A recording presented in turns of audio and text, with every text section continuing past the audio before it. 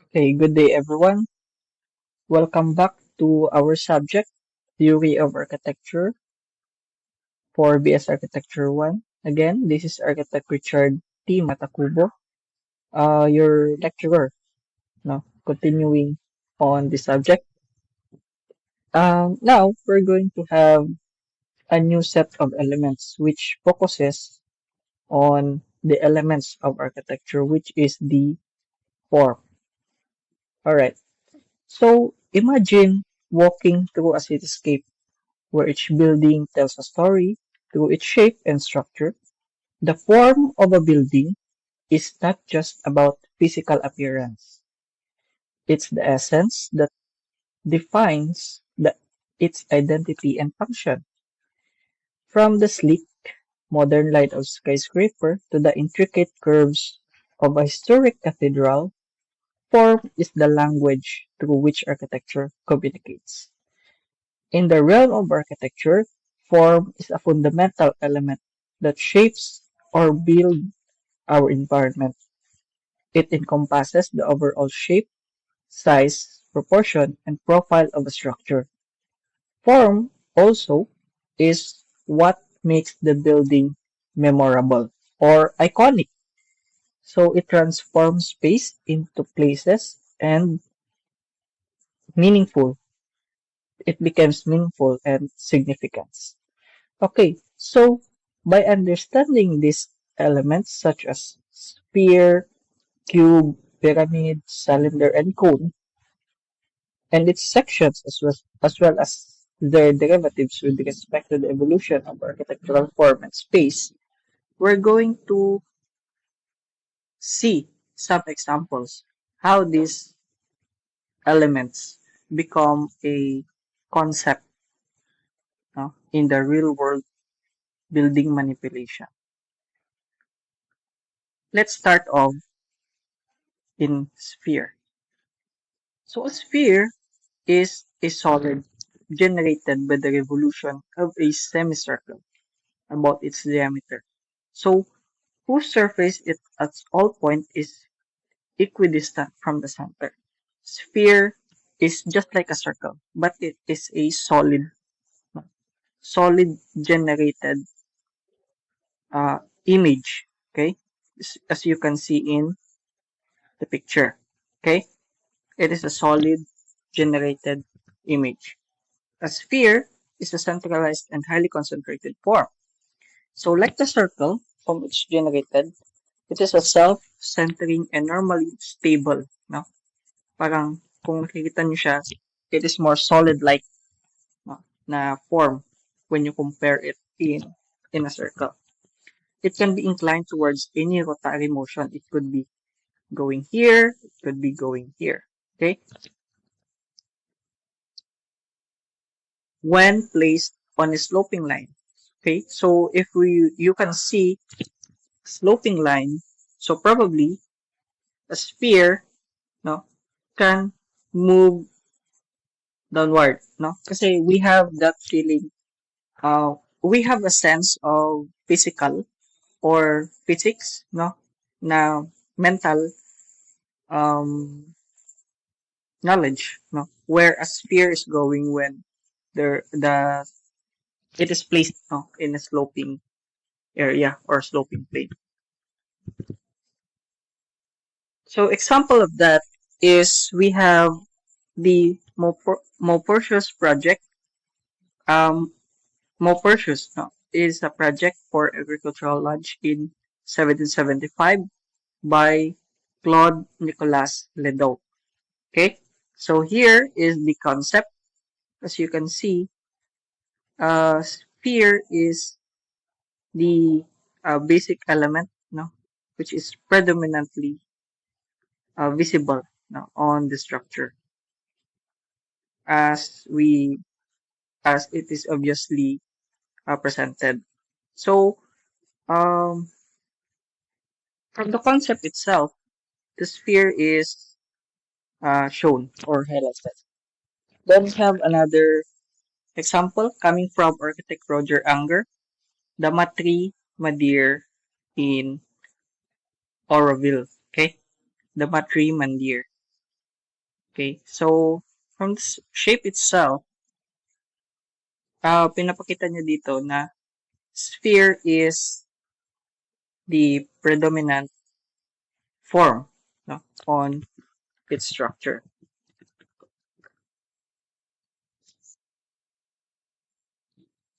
Sa circle naman, um, as described, it symbolizes unity, stability, and rationality. It is a symbol also of infinity kasi wala siyang start, wala din siyang finish. No? It could be anywhere in the circle. It represents completeness which encompasses all space and time. Imagine mo if wala yung part na to. No? So you cannot say that is a circle. It's just a um, series of points, no, or bended line. Okay, circle should be enclosed. No? We have here another example, no, which represents a shape, no, on a building, which has highlighted the form of a circle. We have here the Guangzhou Circle by architect Joseph D. Pasquale. So here we can see that the circle is the predominant form. No? Magkaiba sila ng sphere. Yung sphere kasi 3-dimensional. Ito, 2-dimensional. Okay? So, parang pinoportray niya, tulad dito sa elevation. Kung nakikita natin itong elevation na to, it basically represents the circle, no, as predominant form. Another example, we have the Aldor Headquarters by MZ Architects. So here we can tell na, no, by its physical appearance that the circle is the form, no, of the whole building. Okay, we can see that the conceptualization, no, of the building has meron siyang hina-highlight, no. Okay, it para siyang clamp, no, which we can see here on the elevation. But as the form says, no, we can see that it is a coming from a circle. Okay, let's move on to another form, which is the hemisphere. So hemisphere is cut, no, horizontally in half. We can see here, no, hemisphere. Para siyang circle, no, na kinat mo in half. This is a one hemisphere and second hemisphere. Okay? So, pag nilagay natin siya sa 3-dimensional, ganito yung itsura niya. Okay? Ganyan. The dome, so para na siyang dome, kung titignan, is the edge of the first or portion which give the visual character. So, it's a hemisphere. Okay, let's look at some examples. We have here the City of Arts and Sciences, Valencia, by architect engineer to, no? Si Santiago Calatrava. Okay? Yan. Parang nakikita ba ninyo yung resemblance ng hemisphere? Okay? So, i-highlight na natin. Okay? So, kung titignan natin, may kadugtong siya dito sa baba. No? The second hemisphere. Okay? So, ganyan natin siya na-analyze. So, predominantly, makikita natin, diba, yung characteristic niya is cut into two parts, no? Circular cut into two parts, which is, the first part, no, is the first hemisphere, okay? And the second hemisphere, okay? Then as well as on the elevation, which we can see here, the first hemisphere, as we can see here, and the second hemisphere. Okay? So yan yung example how hemisphere is being used as an architectural form. Alright, let's move on. Next is we have the National Congress in Brasilia. National Congress in Brasilia by architect Oscar Niemeyer. Okay? So, tandaan nyo yung mga architects nito kasi lalabas to sa mga exam. Alright. Ito, although it is just a ano siya, hindi naman siya yung main building talaga. Kasi yung main building natin is yung two towers eh. So, parang ano lang siya, accent, no? On the building element. Okay? Then we have another hemisphere here, no? Which give another accent. Then, kung napapansin niyo, meron siyang reflection doon, no? Okay? Ganun din yung sa isa kanina, no? Ginamit niya yung water feature to complete the two hemispheres. Ganun din dito. Okay? Ginagamit niya yung reflection dun sa water to complete the hemisphere, no? The two hemispheres. Okay? Next example is we have the National Museum of the Republic by architect Oscar Niemeyer, no? So, sa mga design niya is most likely gumagamit siya ng hemisphere, no? For the form of its buildings. Right, ganun din. May second hemisphere ka dito, then you have first hemisphere dito sa taas, no? Which is yung building mo. Okay, ganun din dito. Makikita natin. Okay, yung pang-itaas na bahagi ng kanyang hemisphere. Alright. The third one is we have the cylinder. So, the cylinder naman is a solid generated revolution of a rectangle about one of its sides. So, ayan. Imagine natin na yung cylinder, no, has a base, no, which has a circular base, and then it stretches to make a volume, no, which is that will form the cylinder itself. So the cylinder is centralized about the axis, passing through the center of its two circular faces. Phase 1, then phase 2, no, two circles. The cylinder is stable if it rests on one circular face, and it's become unstable when its central axis is inclined from the vertical, right? So, ganun yung analyzation ng isang cylinder. We have here some examples. We have the Chapel of Massachusetts of Technology by Eero Saarinen and Associates. Okay? So, ano naman siya? Highlighted naman yung design ng pagiging cylindric, no? Sa design. So, hindi na tayo magtataka if that's one of the example na makikita natin for the form of a cylinder. Okay? May base siya dyan.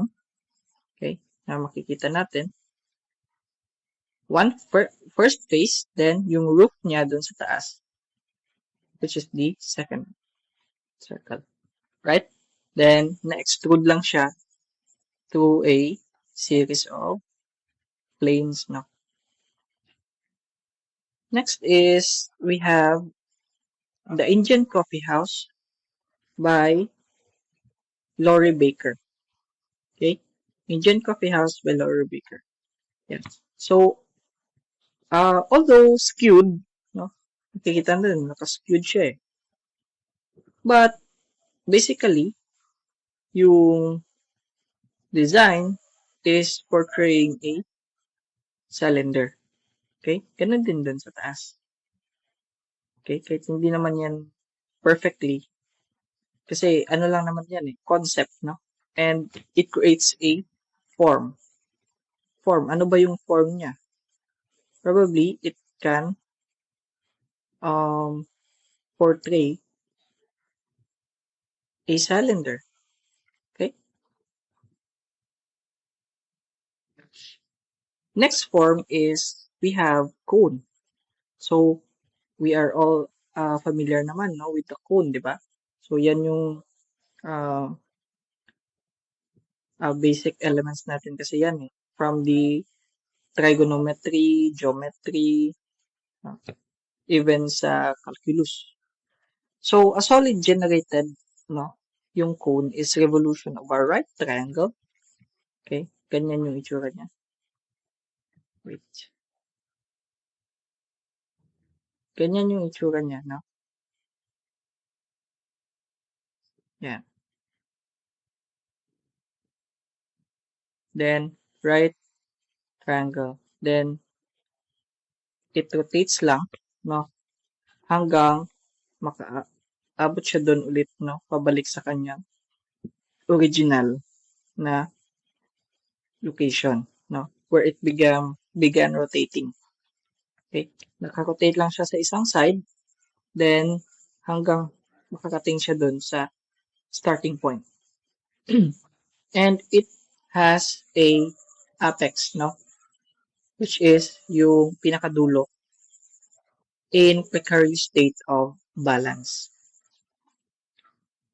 Alright, so we have example here, no, the project for a conical cenotaph, no, 1784 by Etienne Louis Boulle. Okay, so ito yung example niya, and we have here a section which we can see no, na meron siyang dome no, dun sa loob. But as you can see on the outside, no, on its elevation, kahit hindi man siya perfectly coned or pointed, but it resembles a cone no, on the outside appearance. Next form is we have pyramids. So pyramids naman are polyhedron. Okay, polyhedron. Having a polygonal base. Now, it could be rectangle or square. Okay, ganyan. Now, naka-square base or rectangular base. And the triangular faces a meeting point. Okay, at a common point or vertex. So the pyramid has properties similar to those of the cone. Because of all its surface, the flat planes, however, is the pyramid can rest by a stable manner of any of its faces. While the cone is a soft form, the pyramid naman is hard and angular. Okay, kung nakikita natin, wala na yung curve no, ng isang cone. Okay? Wala na yung curve no. So, makikita natin dito sa pyramid. So, purely angular yung makikita natin on its exterior physical appearance. Okay? Okay, so ano pa nga ba yung best example niyan? Is ito yung Pyramid of Giza in Egypt. Okay? Wala nang pinakamalapit diyan, no? Or yung isa pa yung the Louvre, no, sa Paris, which is naka-pyramid din yung shape niya. Okay, ito yun. The Louvre Museum by architect I.M. Pei. No, taking the inspiration from Egypt, no, or the pyramids. But this one naman is made of steel and glass. Steel and glass yung material niya. And this is a museum. Let's move on to another form. We have cube. So a cube has a prismatic solid bounded by 6 equal square. So 6 is equals square, no? Hindi siya pwedeng rectangular yung isang side, no? Or may isang face siya na mas malaki sa iba or mas maliit, no? Kasi pag nagkaganon, magiging skewed na yung itsura niya or hindi na siya proportional, no? Kailangan proportional on all sides. So the angle between any two adjacent faces are right angle. Okay? So, yan. Dapat yan naka-right angle. Right angle, right angle. Actually, sa lahat ng sides naman is dapat naka-right angle yung sa cube. Okay? Because of the equality of dimension, the cube is a static form that lacks apparent movement. Okay? Or direction. So, wala siyang direction kung titingnan mo. Unlike the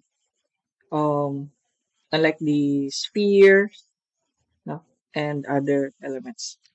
It is a stable form except when it stands on one of its edge corner. So kung nakikita niyo, except no, may exceptional. Kung nakastand yung isang corner niya, no, ginawa mo siyang vertex, no, yung isang corner niya, there's a possibility that the form could be moved, no? It's either to the right or to the left. So even though its angular profile is affected by our point of view, the cube remains highly recognizable form. Okay? Ito, tulad nito, this is a man's eye view. Okay? This is a man's eye view. This is your level of sight. No? So very prominent, no, yung kanyang itsura. Okay. We have architectural structure. Example is the Hanselman House at Fort Wayne by architect Michael Graves. So, makikita natin may proportionate no yung kanyang dimension. Okay? Yan. Proportionate yung kanyang dimension. Okay? Cubism yung kanyang architectural language, no? O yung architectural characteristic. Okay? So, pakita natin sa likod. Yan. Ito yung isometric view na makikita natin na the form is cube. Okay, another example is the Apple showroom at New York by architect Bolin Sawinski Jackson. Okay, kita naman natin how cube was used as a concept of form in the structure. Next is we have the regular and irregular forms. So, kung napapansin ninyo, no, on the regular forms, which is on this side, meron siyang geometric pattern. Okay? Tulad nito, you have a circle, triangle, square, polygonal, multi-angle, and ellipse has a uniform shape portraying. Okay? They portray a uniform angles, no? Or uniform shape. While on the other side naman are the irregular forms. Okay? How does this affect on the shape of our buildings? So later on, we were going to discuss it. Alright. Okay, pansinin natin tong area na to. Okay? Yung area na to. So these areas are manipulating, no, our perception, whether this area are overlapping. Okay? This has a different sizes of buildings, no, or concepts, no, that could be applied on the structures. While this one naman, it could be additional, no, or it could be subtractive. Okay? Bakit kaya? So later on, we will see to try to analyze it by the form of transformation. Ano ba tong transformation? It could be dimensional. It could be subtractive. Yun nga yung sinasabi ko kanina. Or it could be additive. Alright. So, malalaman natin yan in a while. Alright. Firstly, we have dimensional transformation. Ano ba tong dimensional transformation? It could be transformed by altering one or more of its dimension. So, kung nakita natin from its original shape, it is being transformed. No? Pero, rectangular pa din siya. Nagigets niyo ba yung kanyang ibig sabihin? Although, lumiit man ang kanyang dimension, but it's still a rectangular polygon, no? Or a rectangular 3D form, tulad nito. No? Lumiit man siya, pero it's still a rectangular form from its previous form na cube, which is the same, no? At all sides. So, ito. Cube, for example, can be transformed into similar prismatic form through changes in height, width, or length. So, ito na yung ginawa ng number 1 at number 2 na example. Alright. So, I hope it helps, no? That the dimensional transformation is shown on these slides. Alright, some more examples, no? Of dimensional transformation. Hindi lang siya on 3D, no? It could be used, no, on 2D, no? Tulad nito, no? Try to think this one. No? Yung circle natin can be stretched into other dimensions. It means you could make it more smaller.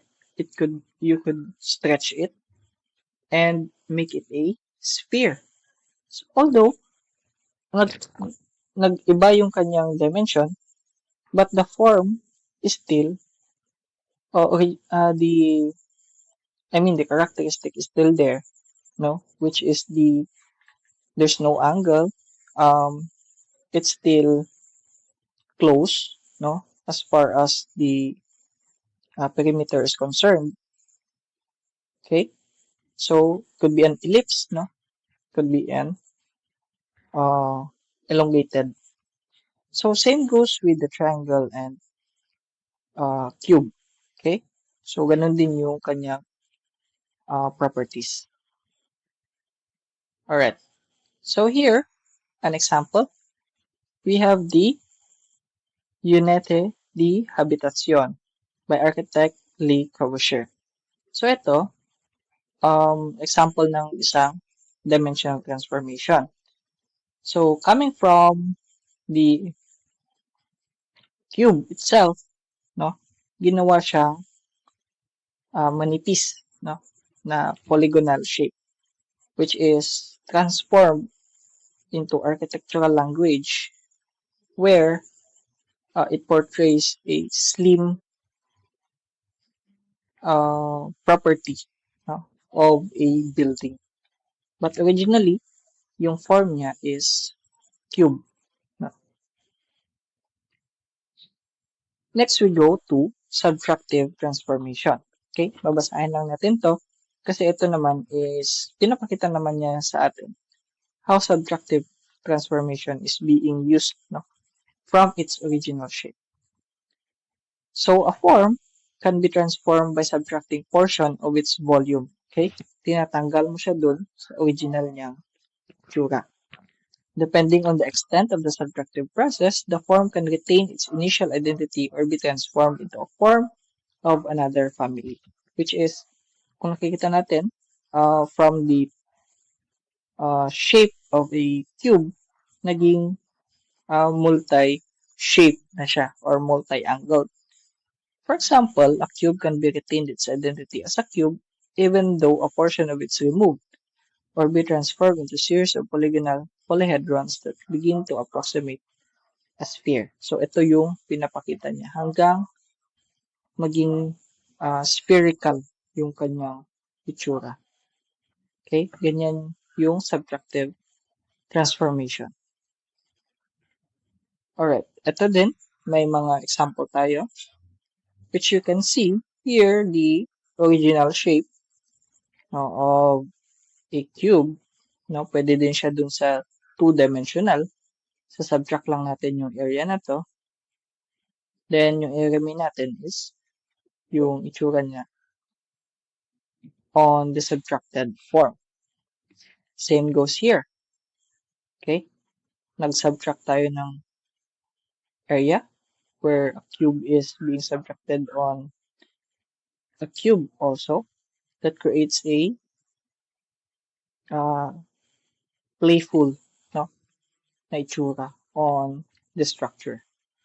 Ganun din dito. We subtracted a shape here on the polygon, which gives another portrait, no? Or play, no? To the volume of a original shape. Say, okay, so ganun din yung ginawa dito, tsaka dito. Okay, it could be used, no, from the plan and for the three-dimensional also. Alright, analyzation again of buildings. We have the Guatme residence by Charles Guatme. Okay, so ito, may nakikita na tayong shape, no, which is the cube.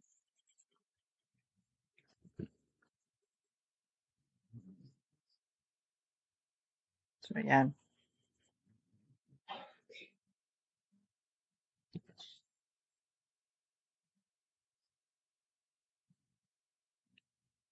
Most example. Yan. Okay. Yan. So, may cube tayo dyan. Then, we subtract, no, some areas from the cube to show access, no? Okay? Or livable spaces. Okay? Sinasubtract natin siya doon para magkaroon ng distinction, no? Ang kanyang usage, or it's either used as a design to a specific project, no? So, ganyan yung itsura niya. May tinanggal siyang part. Ito, gawin natin yung pula. Yan. May tinanggal siyang part doon at saka yun yung ginamit niya, no, to place some more function, no, to its building. Ganun din dito sa baba. May mga subtractive form tayong nakikita dito, no, na nag-subtract siya ng triangle dun sa baba ng stair. Okay. Next is the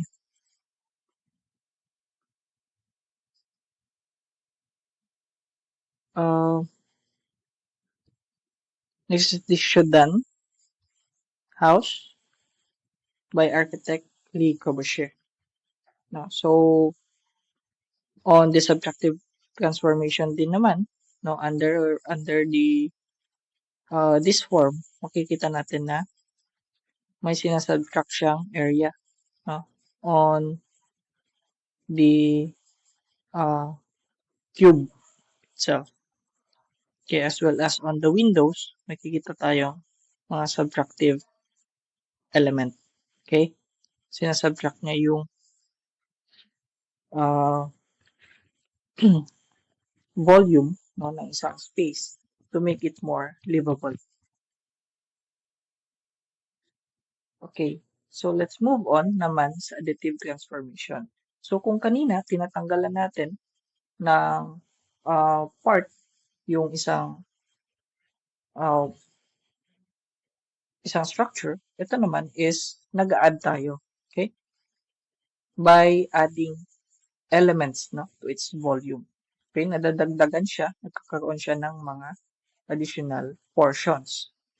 So the nature of this additive process is by the number, no? It adds some more relative sizes being attached to determine whether the identity of the initial form is altered or retained, no? So from the original shape, no, itself, no, na cube for this instance na example natin, idadagdag lang siya ng mga elements, no?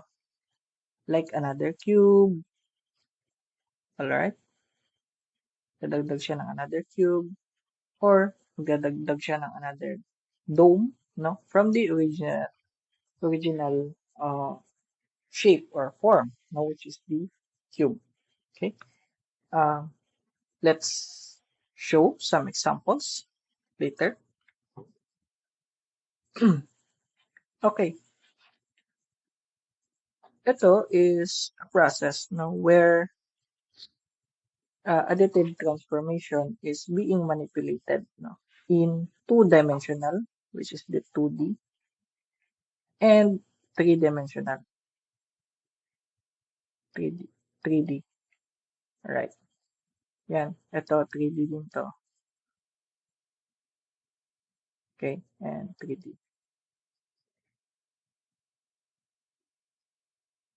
So, uh, nag-manipulate lang siya, no, ng dalawang cube, no, which is the cube number 1 and cube number 2.